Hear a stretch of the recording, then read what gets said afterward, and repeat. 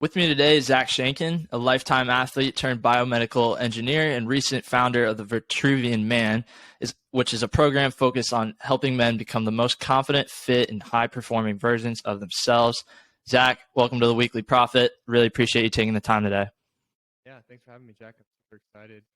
I'm glad that our paths crossed. I think it was a bit of serendipity involved for sure. Like I said, I'm trying to build out that first group of guys or that next group of guys for my program, and you got caught in the fray of the cold reach outs, and so it was cool to kind of link that way. And I think it's not a happenstance that we met. Yeah, no, not one bit. And it's kind of the beauty of outreach, and honestly, that's a topic we can hit on that I didn't even knock on. But like, if you're intentional with your outreach, you're gonna have more success, and you're gonna create like way longer opportunities. I've done a lot of interviews through people outreaching to me in that kind of sense, and then me also outreaching to them. And frankly, for the long term, it's not the worst case. Those are often the people that come back around, and we do deals or similar. Like, we find out a lot in these interviews on how you can provide value, and so it's kind of natural, which is cool. And I think it's an underrated part of the podcast space, which we're going to talk about later.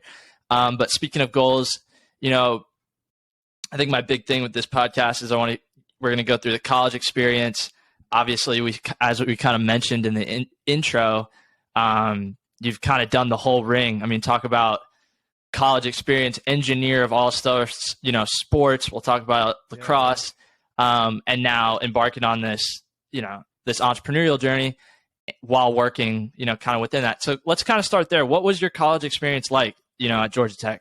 Yeah. So, I guess I'll wind the clock back. I took 5 years to graduate. I studied biomedical engineering. So, it's funny. I always have to kind of caveat that when I share that I took 5 years to graduate college, because most people think I was just sticking around when they go to like other universities, but it's pretty common at Georgia Tech, just given like internships and stuff like that. So for the audience just now meeting me, I promise I'm not an idiot, but, going back freshman year, I was born and raised in Atlanta, Georgia, like a suburb of. So it was kind of approaching college, not totally knowing what I wanted to do, but I was always good at math and science. Engineering was kind of a broad fit for that. I came in as a mechanical engineer. So I wanted to go to Stanford. Didn't work out. I think it statistically doesn't work out for most people.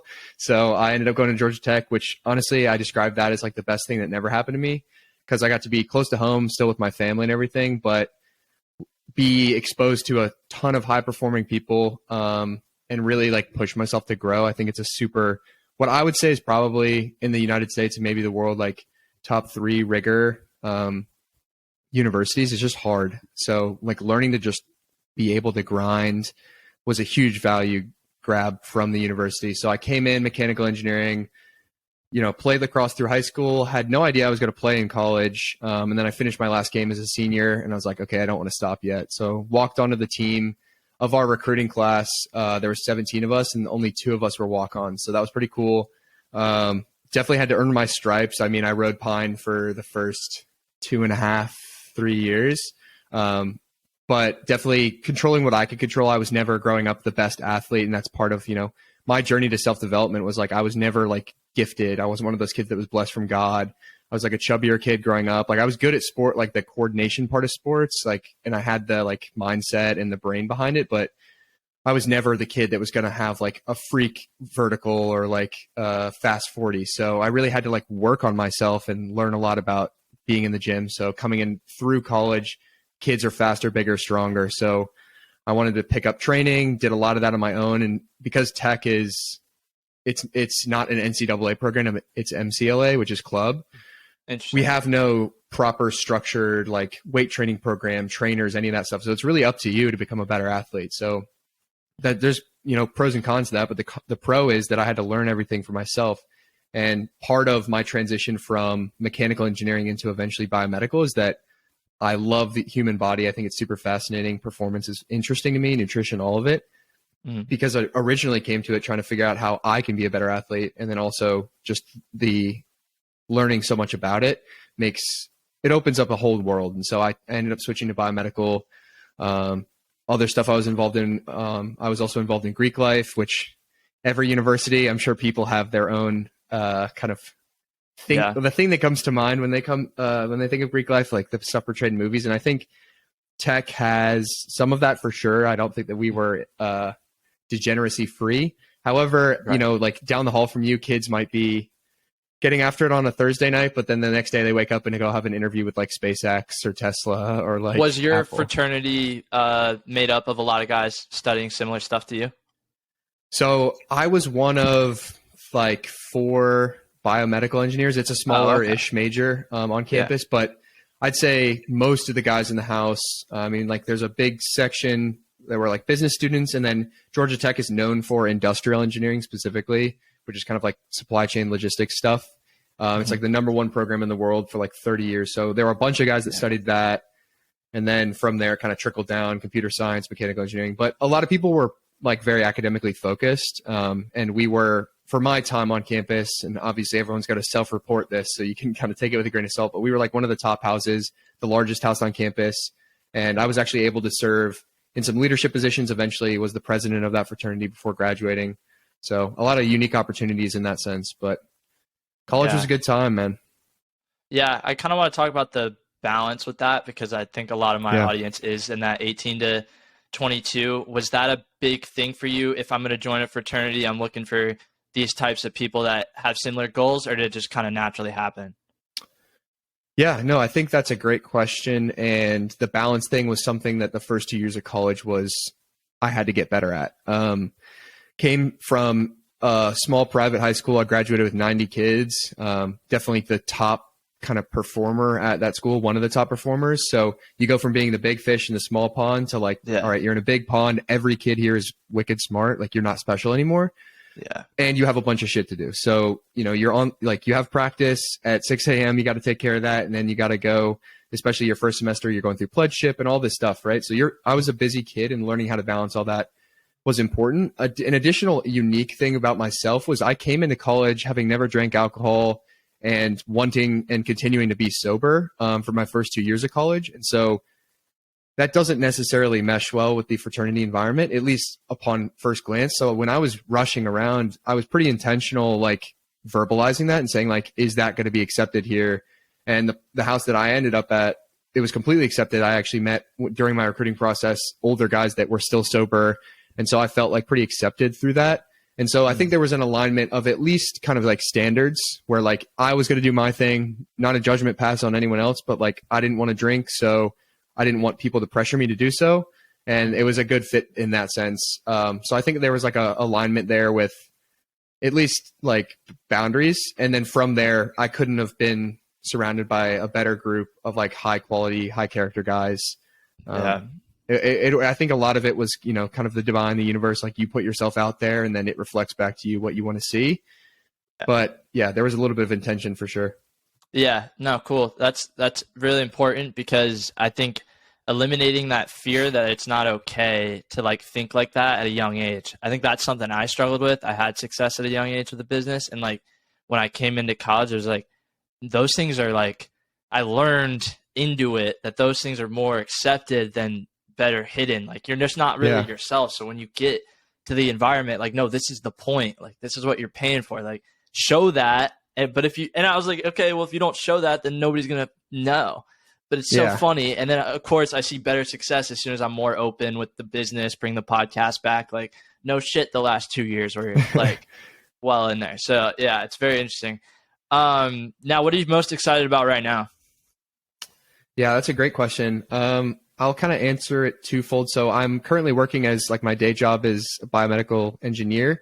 And, it's paying the bills, but I definitely see it as a means to an end to try to build what I'm working on with the Vitruvian Man program. So I think that is definitely what I'm most excited about. And for those that are just now getting to hear, I'll give the little brief description, but basically it's a 12-week self-mastery course for intellectually curious and driven men to become the best version of themselves alongside other men doing it the same.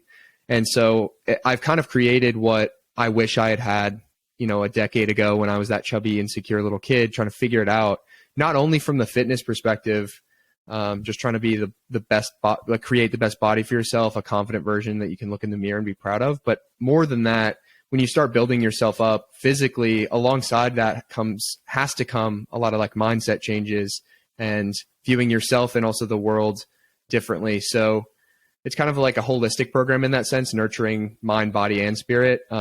And it's been really amazing to build out. I love the content generation. I love sharing. These kind of conversations only came of me creating it. So it's been an amazing time. And so that's probably what I'm most excited about right now, for sure. Yeah, no, that's cool. Now, what's the best part of that process been, you'd say? Good question. I think, I've always wanted to be an entrepreneur. So being able to see the business success, right? Like for me, it's exciting to see the potential of the on-ramp to like the rest of my life, like a life that I've designed for myself and also in a way that is helping other people. I think when I was really little, I like, this is a niche memory, but like when I was in 6th grade, they like gave us these pieces of paper. You're supposed to write out like what you want it to look like, what you wanted to be when you grew up. But, when you graduate high school, I'll list all these things out. And so it was like, what do you want to do when you grow up? And I just wrote, change the world. And I think a lot of people have that kind of aspiration, but it's coming a lot more clear to me that the way that I'll be able to do that is to help individual people. I think by helping people change their own life, you are changing the world, because you have no idea the effect that you're having on people, whether it's one or thousands or tens of thousands or millions. And right now, audience is small, platform is small, but it's in the building stages, right? Like it's accruing all this content, building the on-ramp, proving that like I have something positive to share with the world. And if you pair it with positive intention the whole time, I'm excited to see what it looks like in the long term. So like helping the guys right now in my program, and even just the positive feedback I get from my podcast and all that stuff, it really brings a smile to my face, because even if it is small, it is meaningful. And so, yeah. Yeah, no, that's sick. I definitely feel that. I think just in general, like the one thing I prevented myself from making content a lot, and I think a lot of creators like kind of struggle with this, like guys, especially that are building businesses but aren't making content. Like, I think there becomes a period where like you have a lot of value that you've learned from figuring it out like that. Yeah. And the exponential value you can give when you start sharing it, right? Like, and I think eliminating that wall really opens a lot of opportunities, and opportunities that didn't exist 20 years ago, right? Like you couldn't share how intelligent or how much you're learning and like relate to people on the scale that you can relate to now. And yeah, like it's cool that you can put it in the form of a course, and, kind of getting into that. What made you want to start like a course? Was it? Yeah. I definitely, I know we talked offline a little bit about kind of this on like how I discovered it in the first place, but right. I'll give a shout out to Arlen and Adam Horowitz. Yeah. But both of those guys co-created what is known as Course Builder. It's essentially a course for how you produce courses. And I've been following Arlen for a long time, wasn't familiar with Adam, but kind of learned about him through Arlen. And I made the investment coming up on my senior year, end of my senior year of college. I knew I wanted to make money. I knew I didn't have a ton of capital leverage. So I just was looking all over the place, and also being very reflective on like, what is my purpose? Like what value can I provide to the world? Well, I spent the last 10 years, like really fascinated about how to become a better version of me. And all these lessons, all the money I've spent, all the time, like reading the shitty books, watching the bad podcasts, like all the lessons and the trip ups, if I could provide something to someone where they can get the fast track, the summary, the ability to forego all those lessons. And then additionally, I think a huge aspect of the course is the community to do it. I think you've experienced it. Like when you start putting yourself out there, whether it's just wanting to be a better version of yourself or actually putting content out there, people will project their insecurity of like not being a better version of themselves onto you. Like, what do you mean you're going to do that, bro? Like you're doing affirmation statements, or just come out with us. Like, why do you need to stretch before bed? Like all this shit. And like, they just don't have the same goals. That's fine. It's not, but it sucks that they put all that negativity onto you. And so doing it alone is really hard. I had to do it alone. A lot of people do it alone. And so creating a community was a huge part of that. So course builder is the short answer to what you're saying. I was kind of exposed to the course, I guess, model. And then that mentorship and their program specifically taught me the X's and O's of like how to try to put it together on the back end. And then since then, it's just been off to the races. They promoted something like that you alluded to, fast action, just like put content out. Like my first podcast was legitimately like threw the AirPods in, went to a quiet room, locked the door, and just talked. And then the second one was just like that. And then I bought the mic on Amazon, and like you start like incrementally getting better, like film with the iPhone. Like you just take the small steps and keep moving forward. Yeah. But the important thing is you consistently do it. Yeah. No, and I think there comes a time where like there's so many like the levels to it is really what, when you get deep into the consistency, and I've been talking about this a lot in the other podcast, is like how much it takes to do it for 3 weeks and then 3 months, but then 6 months comes around. Like it's totally different, and you don't know unless you actually do it. That's what keeps me going, is like, okay, if I do this for 6 months, I'll be ready to do it for 8 months, right? Like I can just consistently kind of not at it. But I think the mentorship's important. I like how that comes up in this show a lot. Anyone that you do try to kind of emulate, or you say you pull some aspects of your style from? Gosh, I mean, stylistically, I think I'm just trying to be myself. I think that is part of the sharing. Like I don't want to be inauthentic. I don't think that there's a style I'm trying to recreate in any of this. But as far as like business inspiration, I think just looking at any of the same people that have done what I want to do, that's a big thing to me. I mean, I've had to teach myself sales. So Alex Hormozy, I'm just like consuming his content voraciously. I have his book on my desk. Like he's putting out so much value on sales specifically. And then, Adam and Arlen, having access to them even on calls, that's amazing. They've made tons of money in the course space. They can teach me how to do it. Arlen also provides a ton of value. His product is also men specific like my own. So we share a little bit of commonality in that sense. And then just all these kind of different guys. I'm trying to follow as many more people of the genre and the space as I can. And then just remove, whether it's muting or unfollowing, just the people that aren't where I want to be. I heard like a good, I think it was a Alex Hormozy thing on Instagram this morning, actually, where he was like, the people that are shit talking you are never ahead of you, or they're not in front of you. People shit talking you only from behind or like from the sidelines. So it's an encouragement that like when you're putting yourself out there and all you're hearing is the negative stuff, like the people that you look up to, they're not the ones talking shit because they probably don't even know you're there. And if they do, they're trying to help you up, right? Like once I become successful, I can't wait to help the next generation of guys. Like I have two younger brothers. If they want to start an online business, I'll have learned all these lessons. Who knows what they'll want to do, but being able to teach them the X's and O's that I've picked up, the hard lessons, the money I wasted, all that stuff. And so just consuming as much content as I can from people that are doing it. Yeah, no, I think that's a big piece of it, right? They talk about, find the people who are where you're at and start replicating what they do. Now I'm curious, with these guys, are you mainly following them are you mainly trying to replicate their business sense, or do any part of like the personal habits have any part of like the personal habit side of things and the mindset shaping, have those kind of rubbed off on you? Yeah, no, that's a good question. I think, because I've been in the self-development of myself for a long time, you start to hear commonalities. And what's really cool, I'm also a big fan of history, is we can look at a book that's like thousands of years old, like Marcus Aurelius's Meditations. He was talking about the same hard lessons that we have to deal with today. So like Ryan Holiday is like a modern champion of the Stoic school of philosophy. And the stuff he's sharing was shared thousands of years ago and hundreds of years ago. And there's like all these different generational versions of it. Even Alex Hormozy with the sales stuff, his mentors like Charlie Munger and stuff, like he's rebranding their content, but it's all the same innate lessons.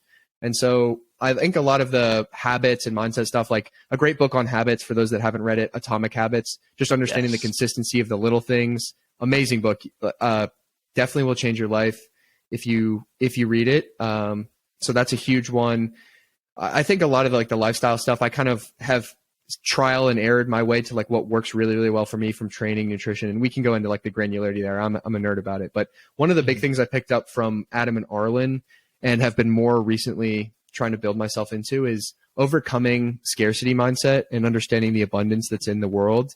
I was raised in a very like frugal home, and I don't think I think frugality is a virtue, but I think when it becomes cheap, there's a difference there, right? Like you don't want to be wasteful, but you also need to, especially to make money, you have to spend money. Like it's an old phrase, like scared money don't make no money. You have to spend money to make money. And you also need to understand that there's so much out there. And then once you understand about like fractional reserve banking, like money is fake. It is all this kind of illusion. And so there's so much surplus out there. Be free and be giving, like invest in your business, invest in yourself, invest in the people around you. Don't be afraid to spend money on your friends or improving yourself. Make the investment in yourself and it will come back tenfold, 100-fold, 1,000-fold across your life. So getting over the like fear of like, okay, I just started my new job. I need to start saving. But no, like the money that's coming in can be leveraged to bring me to the next step and the next stage of my life and my business. So knowing that everything I put out there will come back to me if it is paired with the positive intention. So I think the concept of abundance, getting over scarcity mindset, big pickup from like Arlen and Adam, and over the last 6 months, just kind of like unlearning those initial, I guess, limiting beliefs for myself. Yeah, you really hit it on the nose there at the end. It's the unlearning is really what I've felt, and I don't know if you felt it. Did you feel the unlearning, like become more aware of it post-college? Oh yeah. Okay. Because I just graduated in May, and it was like I knew it. Like when I turned 20, something felt a little weird, and I think like you're starting to pick up like, oh, maybe I can do things a little differently. And then like now I'm about to turn 22. I've been out of college I'm not a big math guy, 5 or 6 months. Neither am I. And I'm like, oh wow. And within that 6 months, found Adam and Arlen as well. So it was like interesting. Like now you really you realize you got to focus on the unlearning and kind of go back and start there. And that's the thing. A lot of people they feel it as, and I struggled with this, thinking of it as like restarting. Mm-hmm. And you're really not. It's instinctively right. You just got to get around the right environment to bring it out. Practice per se. I definitely think there's like two major aspects. One is the time spent with yourself, and then two is surrounding yourself with others that support and perpetuate those positive things. So like the time spent with self, like you need to write down, and like this is a huge part of like the program I have, like the reflective worksheets. Like you have to take the time to ask yourself hard questions, give yourself the space to think about it, and write down where you're at. What do I currently believe about X, Y, and Z? And it's fine. Like it is a judgment free, like just try to figure out where your baseline is, and then figure out of those, if they're not serving you, how do we replace them with positive, like first unlearn them, like you said, and then replace them with positive or things that are going to serve our next chapter, our next purpose, whatever. And then the other thing is, like we talked about, surround yourself with people, like-minded people like yourself, people who have already built. Like only consume the things that that are going to build you into the person you want to be. And then everything else is ancillary. It's wasted. So just like, you don't have to be mean. You don't have to like unfollow every person that you've ever known from high school, but like you can mute them. It won't send them a notification. It's no hard feelings, because even if they unfollowed you, like there's no skin off your back, right? Like if it doesn't serve them, I don't want that, like me to be in their feed. So if they're just reposting Sports Center, like get it out of your feed. Like instead, like follow somebody else who's going to give you sales advice, who's going to give you investing tips, who's going to give you nutrition, stretching, like something that you're trying to improve in your life. We're already spending way too much time on our phone, so at least make it positive. Right. Yeah. And now that's a good segue, because my next question on here is like, in your opinion, what is the power of social media? I mean, that's a big question, but I think it is ultimately the knowledge and power, but it's accessible to everybody. And so when you understand what it is capable of, and then you choose to leverage it with intention, that's when it becomes powerful. So it is equally powerful if you don't, though, and somebody else is controlling it. Like week 2 of my course is creation and consumption, and understanding your consumption habits and why it's important. If you don't choose what your feed is consisted of, and you've just followed whatever has come in there, like this is viral content, or you're just scrolling the discovery page, whatever, the algorithm and at large, like there's a person and people behind it, they are deciding what you think about, how your mind is being developed and programmed. So understanding that it is possible to program your mind with what you consume, if you choose ahead of time what you consume, then you can build yourself into legitimately anything that you want to be. So like if you want to be a top 1% athlete, follow the best coaches in the world, the best trainers in the world, the best nutritionists. We have access, unprecedented access to that information, when in the past you would have had to be a 1% athlete to get trained by somebody at the Olympic facility. But now that guy's making TikToks and showing you how he's trained these athletes.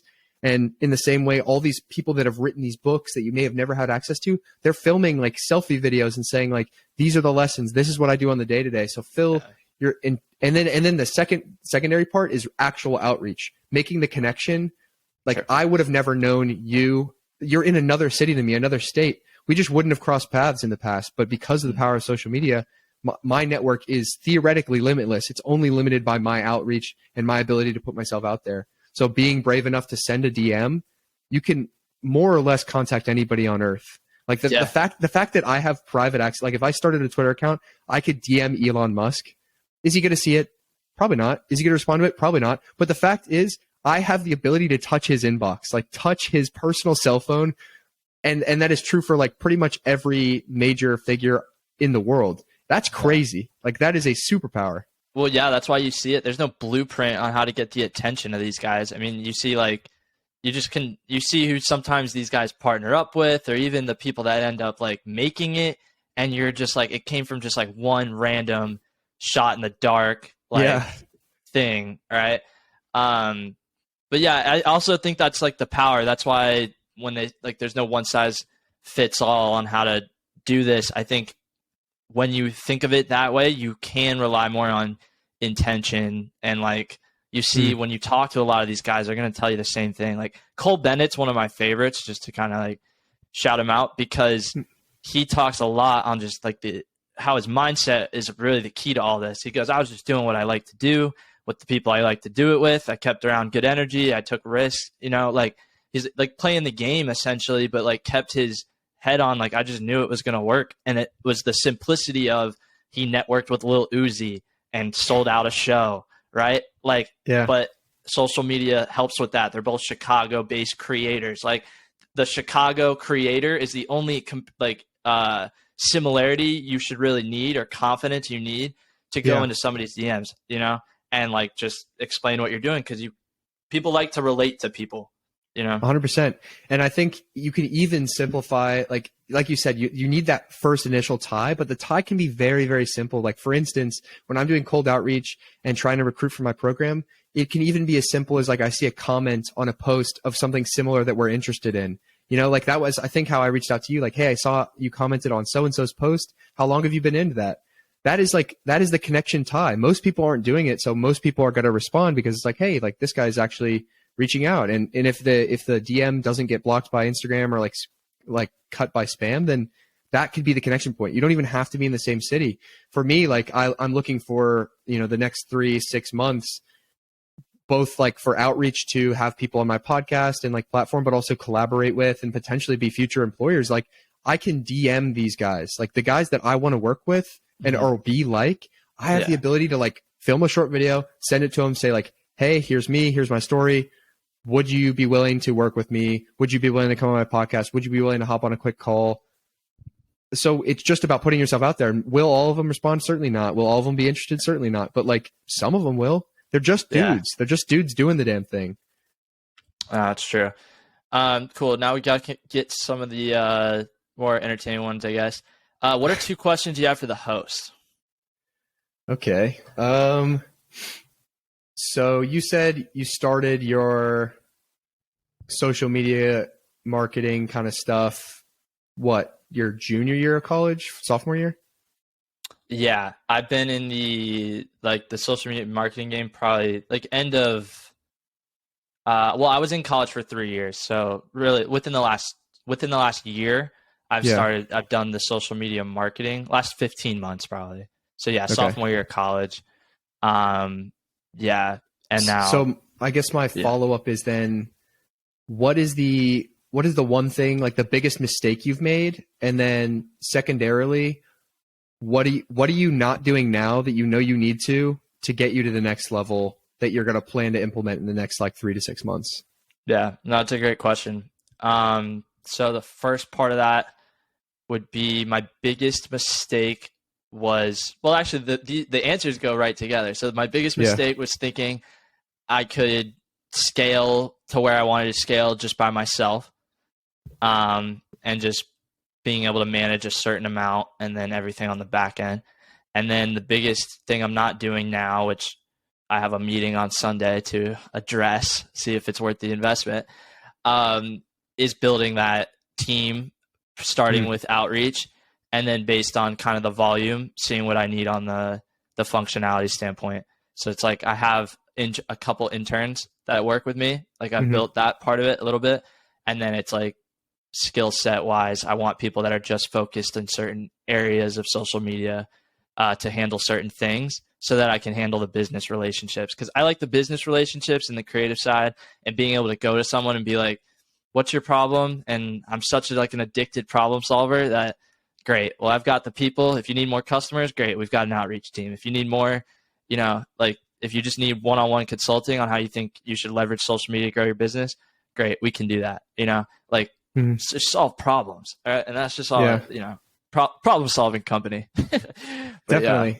I mean, I think any business, like you'll be more successful when you help people, period. Like full stop. Yeah. You just how to find a way to help people, whether you're a trainer and you're getting them physically fit, whether you're helping them build their social media company, whether you're helping them become the best version of themselves, whether you're even just like giving book recommendations, like put stuff out there, put value, like help someone and it will come back to you. So that's awesome. And for that team build out, are you talking about like VA structure? And this is a little like granular, but like would this be like remote team build out or like also like locally based? VA structure, and my big thing holding me back from having VAs right now is I don't feel like I know how to manage them properly. So like these guys I have a call with tomorrow. To my understanding, they like help you. They even have a team of VAs, and then they provide the consulting on the front end of it, and then nice. Teach you how to manage that. Because once I have that down, I'll have an accurate reach of, okay, I have this, I can count on this many calls, and then book this many services, right? And then you kind of go through, and I just have a better. It's hard to see what your main, I don't know, where the main focus kind of should be when I can't scale at the scale I've scaled based on my network very well, but next level, right? Next level is booking 300 calls a month and closing, 30, 40 of them. Right. Yeah, no, 100%. I feel that for sure. It's like the baby steps. Like this past week, I just outsourced my first amount of like editing for some of the shorts that I'm starting to put up. Like it was insane to be able to like just send the clips and like have them come back done when before it's been a one-man team, like creator, recording, editing, like literally everything. And then building the business and then doing the cold outreach. And so starting to take the less creative, less personality driven stuff and like outsourcing that and leveraging the capital that I do have from my full-time job. It feels really good. So I'm excited for that next step for you and also for myself. Like that's when stuff really gets to like grow and be like really powerful. Because you're able to do it at that level for a consistent amount of time. And when we talk about like the game in general, right? Like that's the guys that end up becoming the 1% are just doing it right 99% of the time, right? Like they're just they have the team in place and then they're replicating. They're not, they're not raising this bar of like getting too caught up in success. They're just, they're constantly building, like you said, and using the small steps as motivation. I think, like you said earlier, with your podcast, just like piecing it together, seeing what new opportunities open up. Oh, maybe I should get a better mic now. There's more attention on this. Like you have to go through that, and the flip side of the content and social media side, like the negative in a sense, is there's a lot out there that just like make you think it's just going to happen right now. Like, it's tough. Like they collectively, anyone that's putting stuff out there can definitely sell you on the dream. And it's important to have the dream. You have to have the vision. Like it's kind of like an analogy I could use is like you're hiking like you're trying to summit a mountain. Like it's important to look up every once in a while and be like, there's the summit. But you also need to look at the fucking path and not trip. Like you need to keep, like your eyes need to be predominantly looking at the steps in front of you. But every once in a while, remind yourself like, okay, like think of the dream, like vision board, whatever it is. Like, I don't know how much you're into like the manifestation visualization stuff, but like pictures of Bali, like you're living the dream. Like you have the life that you aspire towards. Okay. That's important, but you can't stare at a picture on a wall all day. You have to execute. You have to be able to look back down and be like, next step, next step, next step. That's where like the money is made, is in those next steps. But keeping the motivation, that internal consistency is like, okay, I know I'm moving closer to the target because I keep looking up, and there it is. Mm-hmm. Ah, cool, man. Yeah, I think now I kind of want to. Okay, let's dive into this book a little bit. So first off, let's go into. We're gonna quote here 2 quotes, and they're from How to Win Friends and Influence People, because I know you've read it and you did a video on it. The first one is, it comes from, if you tell me how to get your feeling of importance, I'll tell you what you are. So my question on that is, how do you currently feel you get your feeling of importance? That's a great question. And also a great quote. I think that I spend a lot of time right now alone, like very much in like an execution phase. And so I think that my sense of importance comes from how I judge my own performance. And this is like broad, right? So like, how am I performing in the gym? How do I look in the mirror? How consistently am I eating? And then also like, did I do my best today? It's a reflection exercise that I try to do every single day. At night when I'm preparing for the next day, I ask myself, and this comes from Benjamin Franklin's, had a similar concept called the daily good. And every day in the morning, what good shall I do this day? Every day at night, what good did I do this day? And so I kind of adapted it, and I ask myself every single day, or try to, at the end of the day, write down, did I do my best today? Like a very simple question, but it's like pretty damning, right? Because it's very hard to say 100% of the time yes. A lot of times you say no. And then if you do say no, it's okay. Then you just ask another question, why? And you write out some of those things. Oh, well, I didn't follow the diet that I wanted to. Oh, I skipped the gym because I was like sore and tired. I didn't do the extra like podcast upload. I didn't work enough on the content, whatever it is. So my sense of importance, I think, comes from me as my own critic. And I'm super hard on myself, but I also think that's why I will be successful, is I have a very high standard because I know what I'm capable of. So I think my sense of importance comes from like how happy and content I am with my output and effort. Yeah. No, that's sick. Yeah, it's definitely a deep question, and that's why they say you should really go back and like reread this book a lot. Yeah. Now he also says, quote something in there where it says, I consider my ability to arouse enthusiasm the greatest asset to which I possess. In with your opinion, how does that relate to today and like successful people? Would you say that's true among the successful people? Was that quote from JP Morgan? I can't remember. Yes. Okay. It was Chase. Yeah. Yeah. JP Morgan and Chase. Yeah. I think so. I think I remember reading that one. It's another really, really good Charles one. Schwab. Okay. I knew it was one of those like Schwab. the finance banker guys, but yeah. No, I think that 100%. I think it's most applicable within the realm of sales, but being able to generate excitement, entertainment, and like a true sense of excitement and joy inside of somebody else is how you can win them to your side. Whether you're trying to sell them a product, whether you just want them to be an audience member. Like, I don't really want to be an influencer or I don't really like the connotation of that word, but I do aspire to be a man who has influence, like an audience, and share the lessons that I've learned, help people live life better. Like, I've learned all these lessons. I'm going to continue to study and learn these lessons. I would do it if no one was paying me to do it. And I already was, and I already would continue to do it. And so if my audience remains at very little or zero, it's helping somebody. Or even when I die, somebody can go back and be like, holy shit, this dude was like putting all his life lessons up from the time he was 23. Like, that's pretty cool. Like, let me go back and listen. So I definitely think the ability to be engaging, exciting, and really get people like fired up about whatever the heck you're talking about is super important. And you look at it because of like the abundance thing, right? Like there is an infinite amount of things you could put out content on. I was listening to a podcast earlier today. This guy, he like made a bunch of money on Amazon selling. He's like one of the internet marketing or internet sales kind of guys, kind of like a drop shipping thing. But his original like hustle was Lego videos on YouTube.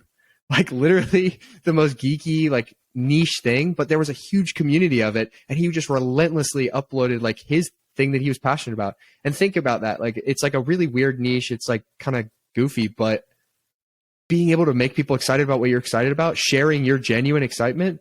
I always say it like this, like I would always want to meet people that are like on fire and alive and passionate about something.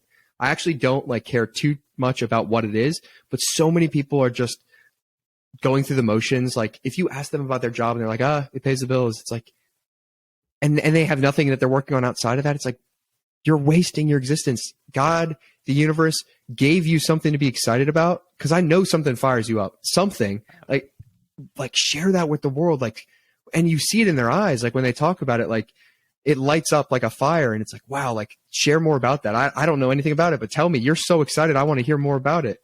And so meeting people like that, I mean, it makes your interactions better. And then it also allows you as the business person, as the creator, to potentially have like a wild field of influence, because they see it's like, holy shit, this dude's like really about it. Whatever he's about, he's on fire. Like you could be an e-com guy. You could be a social media marketing guy. You could be whatever it is. And there's a lot of different vehicles for the business, but like if you're passionate about it, like turn it on. Yeah, no, 100%. And I think, like you said, I mean, just having, you feel it from people. And I've had people even tell me that, like when I'm really on my game and when I know it's been like a successful month, or I know like I've just been dialed in, like people tell you, and like, in my sense, I try to really observe it, and I look at it as like that's the universe telling you, right? Like when I just get the DM or I get the text, like I've started to really look at it like, yes, I appreciate that the person is like checking in on me, but like really absorbing it and being like, okay, well, that wasn't happening when you weren't dialed in like that, right? Like it took you putting out that piece of content in the first place to cause that reaction. So if you want to have that happen again, you need to do that more. And it's just like, so do that. But, and then like you said on the other, like when people are like, oh, like my job, like, yes, because you're causing that negative reaction every time. You're going, oh, my job, every time you get in the car, drive 30 minutes, go make minimum wage or what the equivalent, and then come home and don't have energy to do what you want to do. Like, no shit, you know? But yeah. Now, is there any topics we haven't covered today or that you're not usually asked about that you'd say you definitely have an interest in? I mean, we haven't gone too much into like training or nutrition, but I spend a ton of my time like thinking about that stuff. I try to train really hard. I think that stuff is like, maybe it was like my foray into the world of self-development in the first place. And so that could be one for sure. Yeah, no, let's go there. Cause I have a big opinion on just, and I kind of want to start with this question. Do you think, in a sense, do you think successful people go to the gym every day? Yeah, I think it is. When you see these guys that become like unbelievably successful and they're really, really out of shape, think of I mean, some of these guys are getting pretty old, so I'm trying not to be too judgmental, but like Warren Buffett, right? Like nobody looks at that guy like, oh, he's super fit, or Bill Gates, or even Elon Musk, right? Like they look gross. And it was interesting. I don't know if you saw the podcast with Elon Musk recently when he went on Nelk. Pretty interesting interview, because like, you know, they're pretty much like normal people, like intelligence wise, and then he's like this genius. So the interesting dichotomy there. But he even mentioned it in that he's like, I need to start taking care of myself or I'll die, and I can't keep doing the work. And so it's interesting. Like fitness doesn't become a priority until it's the only priority. Like you get to when did it become a priority for you? I think probably I became interested in it early in high school, like freshman, sophomore year, just like wanting to be a better athlete, be better on the field, but also like I was just sick and tired of being good at the sport and being a good athlete. But then like we go to change in the locker room and it was just like, sad average body. Like getting over that internal insecurity was huge. Like just wanting to look like an athlete and feel proud of the body that I had. So that was probably when I started getting interested in it, and then just like voraciously consuming YouTube. Like Christian Guzman, shout out him. One of the first guys on YouTube I ever started watching, but really inspiration. And then also as a business guy now, I can like see as an entrepreneur that journey. But then it was just like, teach me about how to get fit, and a lot of those guys along the way. So that was probably when it became a priority. And then I think in college, when it all started to collide, was like, okay, you need to be a better athlete because it's the only way you're going to touch the field. You also are studying biomedical engineering. So like I'm getting to learn a lot more of the granularity about like nutrition, the endocrine system, like all your hormones, like the power of sleep, recovery, all the kind of auxiliary stuff. Cause everybody starts with like, okay, how do I like move more weight in the gym? Like what's the best training to do? But if you're not taking care of all the other variables, hydrate, sleep, recover, eat properly, it's kind of all wasted, or at least could be more efficient. Yeah. And now, do you have any tricks for how people can start to implement those like smaller habits you're talking about, like with the hydration, or maybe how they can like get better sleep, you know? Yeah, I think the best hack for like waking up early and getting enough sleep is to go to bed earlier. It's like one that you don't want to hear, because it should like, how do I sleep max? Like, how do I get the most out of the day? And then what's the tip or trick? But sleeping is more of a simple one. Like you just have to set the early alarm enough days that you're waking up to it. Then you get tired by the time you need to go to bed. That's one. Like just make an agreement with yourself. Okay, I'm going to get a minimum of 8.5 hours of sleep. And then just go. You have to consistently do it and set up your day so that you get done what you need to during the day. Hydrating, two things. One is immediately upon waking up, slam water, like a full glass, a full Nalgene, a full whatever. Like I have this like mason jar right here. Like it's like 40 ounces. I'm big on that too. Just like slam it right when you wake up. And that is close to, depending on how much you take down right when you wake up, it's going to be a good portion of your day's water, whether it's a fifth or a third of your daily amount of water right when you wake up. And you're also dehydrated after you sleep. So wake up and immediately consume water. And then secondarily, I like to chew like mint gum. It like makes you kind of like more thirsty a little bit, makes the water taste good. So that's another thing. And then also make sure you're replenishing your water. Ideally, you're using filtered water. Replenish it with like minerals. You can use some of the like electrolyte packets that are out there. Element's a good one. LMNT is a good company. They have like really clean ingredients and not a ton of like artificial sweeteners, actually no artificial sweeteners. So yeah, I think those would be two sleep and hydration hacks. Interesting. Now, how can somebody who you'd say, because you're working, how do you, like, you're working a full-time job? Yeah. What are some specifics that you do as far as getting into the gym and, you know, having that energy, not hitting that wall? For sure. I mean, I can kind of just do like a day in the life pretty quickly and then talk about the training specifically. So wake up every day, alarm at 7 a.m. And then I'm out and probably to the office. I bike to work. My office is like 3 minutes away. So I bike to work. I'm there by like 7:30, 7:45. And then that's like my day is kind of at work the rest of the day. Unfortunately, no windows, so no like natural daylight. Hoping that changes in the future. But I'm in the office till like noon, whatever. I'll take a lunch break. Sometimes I take client calls during that break. Come back, work till 4 or 5, and then that's when I go to the gym. And the thing about being consistent with training is taking away the decision. It's not, will I go to the gym today? It's just the next thing that you're doing. Like work ends and like, okay, I'm going to train. And so for me, I love training. I've built it into a thing that I enjoy. So it's actually like the highlight of my day. I get to like turn my brain off and just be in my body. It's almost like meditative in that sense.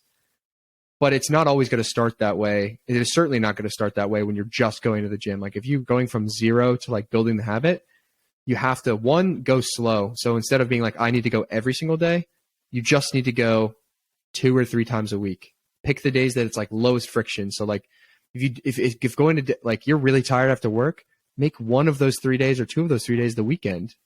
Go to the weekend and then start building the habit, but make those non-negotiables. It's put it on your calendar, put it on the phone app, put it on Google Calendar, And it's like, oh, right, this is like my schedule for the day. It says at 1 p.m. I'm going to go. I'm going to the gym. I'm going to drag my ass there because it's like a meeting. I think a lot of the stuff about self-development, a way to frame it is like, if you told somebody else, if I said like, hey, Jack, we're going to record this podcast at 12 p.m. Well, I've made a promise to you. I'm going to show up because I promised somebody else. So make the promise to yourself and show up for yourself. If you don't, if you say, hey, Zach, we're going to the gym tomorrow at noon, and then noon rolls around the next day and you're tired, you're sitting on the couch, you're ripping TikToks, whatever, and you don't go, well, you're starting to create like an untrust, like a dissonance of yourself. I promised me I would go and I didn't show up. If I did that to you over and over and over again, you're not going to be my friend. You're not going to like enjoy hanging out with me. So you're not going to enjoy hanging out with yourself if you keep lying to yourself. So make a promise to yourself and treat it like a promise to someone else, and start small and then build it to the place where it's a habit outside of a choice. Atomic Habits is a great book. Another book on that, like Jocko Willink's Discipline Equals Freedom. Any of the stuff where like you're just removing the emotionality. It's not a decision. It's just part of what you do. Yeah. No, I really liked what you said on the like make it act as if it's a promise to someone else, because then like Hormozy talks about this, but then also Matthew McConaughey was big on this, where he's like that other person, like if it's someone else, it's your like highest self. So like the better version of you shows up to that meeting. The better version of you shows up to the gym 5-6 days a week, you know, like, and that, you know, the better version of you reads 15 minutes a day. Like it's like little things. And that's helped me a lot because then you start to feel it. So when you do it consistently, you feel it. You can't just do this stuff for 3 days and be like, feel like a different person, even though you will. And a lot of people still won't just do it for 3 days.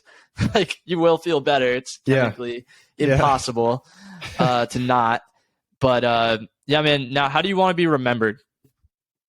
Ooh, that's a good one. I've done a lot of thinking about legacy in general. Hormozy's a big like anti-legacy guy. He doesn't believe in it. And he has a good point.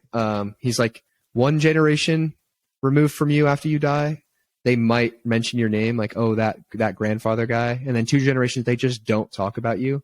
You know, the guys that we still talk about to this day ruled massive portions of Earth. Like that's how you get remembered. Like guys like Alexander the Great or Genghis Khan, like conquerors of nations. I don't realistically think that I'm going to build or create or conquer a nation state. So I've completely divorced myself from the idea of legacy. I think the only way legacy is really realized is if I can affect a change in someone and then their life carries on those lessons. And so I look at that. I aspire to be a father one day. And so everything I do right now is preparing me to be the best father I can to my kids. And if I can create good men and potentially women out of them, then that is legacy. Their life becomes my legacy. And so I think your legacy has to live on in the hearts and minds of other people. An amazing clip. I'm sure you might have seen it from like all this Kanye stuff. And I won't state my opinion on all this other than to share. Somebody asked like, do you think you'll be remembered? Do you want to be remembered? I think it was the Lex Fridman interview. And he said, no. I saw this. And I think people are shocked by that because, you know, they think of Kanye as an egomaniac and all these celebrities. Like, of course you want to be remembered, but he's like, I hope I'm forgotten. And then he went in to expound on that. And he said, do we know who made the sidewalk? Do we know who made the street lamp? Do we know who made all these things that are like ubiquitous, amazing creations for humanity? No, we don't. But we know the legacy of the thing that they created. So hopefully I can create children of mine that carry my legacy, but also maybe build something that has that kind of ubiquity that is just something useful for humankind in the future. And that is like far enough out into the future that I don't know what it will look like yet, but I believe in myself enough to know that I could create something of that value. Yeah, no, that's sick. And I think like just after hearing that, and then obviously knowing your background with the course and just like everything, it's like you kind of hit on this idea that you don't have to build a mountain while you're here, but you can create a path. And like you said, for people to not go through the same struggles, hey, I had this experience and these things reign true. You know, it's ultimately their decision to try it. But like if your path leads and helps all these people along the way, then right, like you've kind of the mountain kind of builds itself in that aspect of it. You don't get so obsessed with, like you said, what it looks like. It's just at some point I can have children that I can inspire so that they can lead, multiple people of their own. And yeah, I also liked what you said about just like now, like in this phase of your life, just in this creation kind of phase, you want to build something that transpires when you are to, create again. And that's something Arlen hits on a lot. Like we're as men, like we're just obsessed with this idea of like building and creating. And that's really where our value is seen, regardless of whether you think like that or not. That's how people are seeing. That's the lens they're seeing you through, is what is this guy building? What's he creating? Or who's he helping create, I guess would be another aspect of it. But really, so that's reigned true on me in the last 6 months a lot. It's like, it helps finding these things out and becoming knowledgeable about this stuff we're talking about. I think in a sense it adds motivation. It's like, okay, it's a drug. It's literally a drug. Like once you unlock this world, your life is just it can be so vibrant if you just lean into this stuff. Like I currently right now I work a regular engineer day job, right? Like I could look at my life and be like, there's a lot of mundanity, like the day to day, it's like mundane and colorless and boring and repetitive. But I also get to look at like, okay, every free hour I get, I'm spending building my future. I'm building the next thing. Like the free hour I get for lunch, I'm booking client calls. I'm helping people there. Like when I get home, I'm like editing content, writing stuff, putting Instagram out there. I don't know. It's just like, it's so exciting, and having that, like that building for something in the future and being focused on loving the process. Because I know that when I finally do like end up stepping away from my job and I get to the 10K a month, I get to the 20K a month, the 30K a month, 50K a month, like those goalposts aren't going to feel as good as the journey did and the lessons along the way and the people I meet through the process. Like I look at a huge part of this is like, I'm also finding the people that are going to be part of the next chapter of my life, whether that's romantic interests or collaborators and other dudes doing the same thing. Like I'm building alongside people and we just don't know each other yet. So like finding those people is another super exciting part of the journey for me too. Cool, man. Yeah, sweet. Dude, I think we've pretty much covered everything I've kind of got. Is there anything you kind of want to add? Then you kind of go in and just plug yourself in as far as where we can find you. Yeah, I don't think I don't want to sully the episode with any more ranting. I definitely can be kind of like long-winded sometimes. You're good. So I think any final notes for the audience. I think find something that you're excited about and try it. Like simple as that. Something that you're passionate about, start putting it out there. Challenge yourself to post 30 YouTube videos in 30 days or 30 Instagram stories in 30 days. Like just put yourself out there, and you have no idea the amazing effect it'll have on one person or thousands. So put yourself out there and see what you can make of it. And then where you can find me, you can follow myself on Instagram at ZDSCHENKEN. And then if you want to follow along with the program and my podcast specifically, my podcast is on Apple Pod, Spotify, and YouTube at the Vitruvian Man podcast. You can just search that name and it should be able to come up on all those platforms, or my name. And then the actual @ for the Instagram is at Vitruvian Gentleman. So yeah, that's where I'm at right now, hoping to build out a Twitter presence in the next 3 months or so, TBD. I just think a lot of people on Twitter are winning, and I want to be a part of that. Interesting. I just seem like a lot of sick people out there, like just to connect with. So Twitter is on the horizon, but yeah, that's where I'm at right now. Awesome, man. Well, I appreciate you taking the time. And not a lot of people are going to watch the end of this, but to anyone watching it, if you want to join our exclusive community, hit the link below this video. Just DM me the word action, and we will get started on how you can leverage social media to grow your brand and your life beyond your wildest belief. Thank you, everybody.